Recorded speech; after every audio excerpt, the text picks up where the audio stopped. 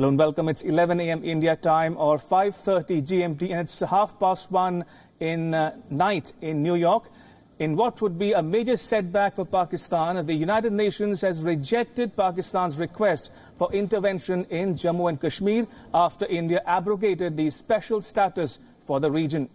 In a significant statement, UN Secretary General Antonio Guterres called on India and Pakistan to resolve the issue within the ambit of bilateral mechanisms such as the 1972 Shimla Agreement.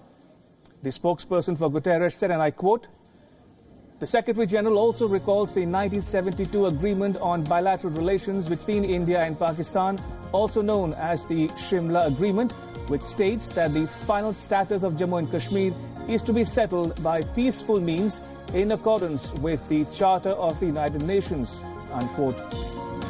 The reference to the Shimla Agreement, though rare, is a significant but positive development for India as it places the onus for resolution of issues bilaterally, something which India has always maintained. On the other hand, Pakistan has been in a state of meltdown ever since the Indian government abrogated Article 370.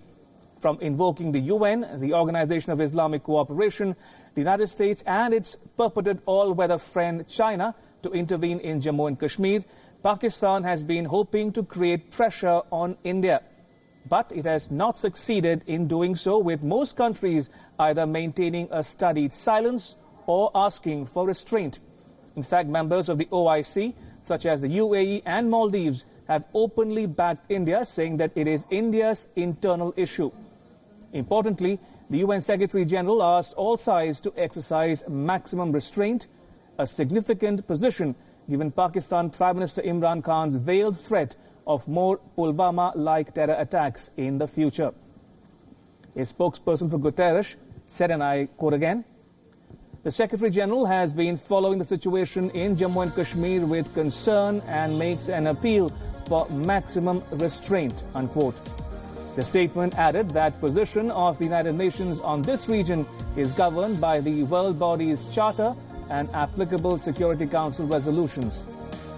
Now, Pakistan's desperate rants have been going up in intensity on a daily basis ever since India scrapped the special status for Jammu and Kashmir. Pakistan has not only cut off bilateral trade with India and suspended a trans-border train service, it has even expelled the Indian envoy to Islamabad. Pakistan has not been able to achieve much in the new global order, where countries value India as a vital trading partner. They also understand that Pakistan's position on Jammu and Kashmir is dictated by the all-powerful army on the one hand and the multiple terror groups operating from its soil on the other hand. And in a recent tweet, a former Pakistani diplomat, Abdul Basit, slammed the UN statement on Jammu and Kashmir by calling it, quote-unquote, pathetic. He said that the UN is making a mockery of itself by referring to the Shimla Agreement. He referred to US President Donald Trump, saying that the international body was a burden. But in a major setback to Pakistan, the United Nations has rejected Pakistan's request for intervention in Jammu and Kashmir. All right, joining me for more of this developing story is my colleague Siddhant Sibal, who joins us live from New Delhi. Morning, Siddhant. Now, everybody in Pakistan, from the government down, be it the Prime Minister Imran Khan, the army or the diplomats, everybody seems to be in a state of meltdown. Now, what exactly did Abdul Basit say in that now deleted tweet? And what does it tell you about the state that Pakistan finds itself in as we speak?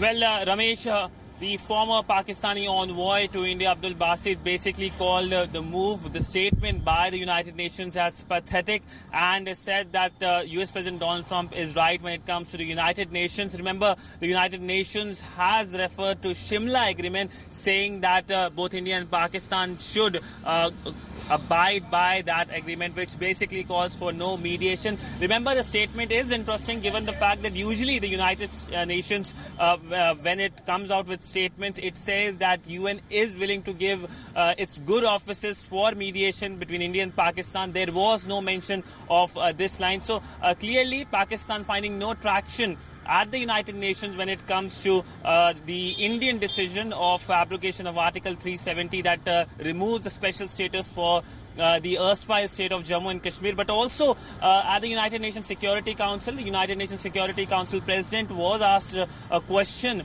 today, in a sense yesterday, New York Times, that what is the United Nations Security Council stand? Because remember, the Pakistani envoy there, the permanent representative there, Maliha Lodi, has written to the UNSC.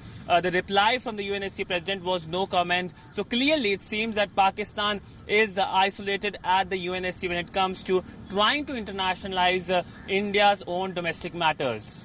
Right, Siddhant, before I come to you, I want to update our viewers about news just coming in from Pakistan that India's envoy to Pakistan, Ajay Bisaria, is expected to leave for New Delhi as we speak and is expected to cross from Wagah into Atari on the Indian side of the border.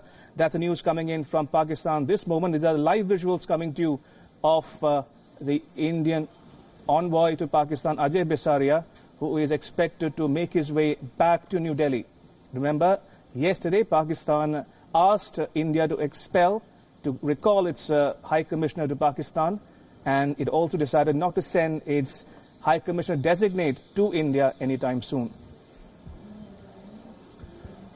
All right, if I can go back to my colleague Siddhant one more time. Siddhant, now let's talk a bit about the Shimla Agreement and the reference to it by the UN in particular.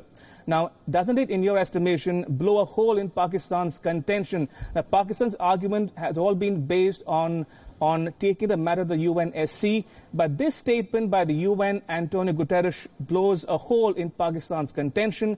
It's literally taken the wind out of Pakistan's sails and punctured the Pakistani propaganda on this matter.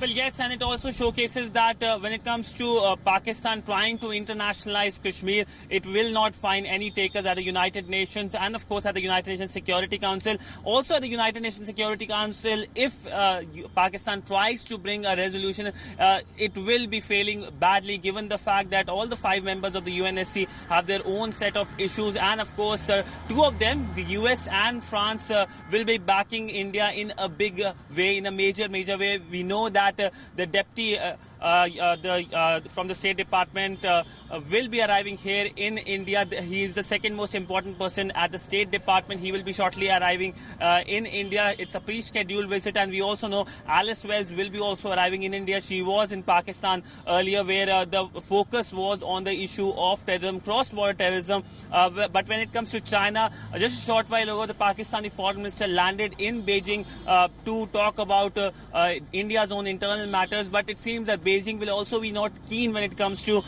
the entire issue, given the fact that we have seen in the past few years India and China trying to re-engage, reset ties. In fact, India and China will be having their second informal summit later this year. And of course, the Indian External Affairs Minister, the Foreign Minister S. Jaishankar, will be going to Beijing next week. So clearly it seems that Pakistan is isolated, and this is primarily because in past few years, in past few decades, we have seen whenever Pakistan is discussed, the issue of cross-border terrorism is discussed. So this time around, the fact that a country which is associated with cross-border terrorism trying to rake up issues in internal matter of other country, that is kind of a contradiction, and that is why Pakistan is facing the heat and feeling isolation at the United Nations. And of course, we have seen how Pakistani politicians, former envoys, are now reacting. It's a state of meltdown in Islamabad. All right, on that note, Siddhant Sibbal in New Delhi, thank you for that update. Appreciated. Right, and staying on this developing story, the last Samjhauta Express train from Pakistan has reached New Delhi. The train was stalled for several hours yesterday on the Pakistani side of the international border. This after Pakistan's Federal Minister for Railways revealed that his government was shutting down the Samjhauta Express operations. The announcement came a day after Pakistan downgraded its diplomatic ties with India. Pakistan refused to send the driver and guard and asked India to send its own crew. And then the Indian Railways sent its own engine and crew to fetch the train from Wagah in Pakistan to Atari on the Indian side of the international border.